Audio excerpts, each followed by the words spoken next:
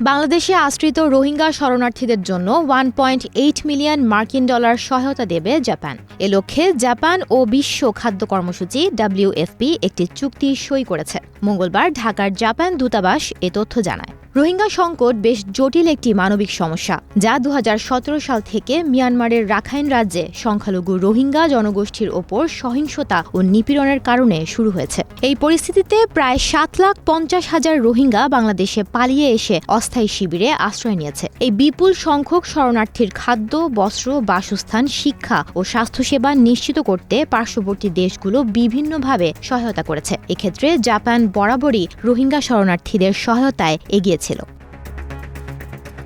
সম্প্রতি জাপান সরকার আরও $1.8 মিলিয়ন সহায়তা প্রদান করেছে। এই অর্থ দিয়ে জাতিসংঘের শরণার্থী সংস্থা এবং বিশ্ব খাদ্য কর্মসূচির মাধ্যমে রোহিঙ্গাদের জরুরি মানবিক চাহিদা পূরণ করা হবে।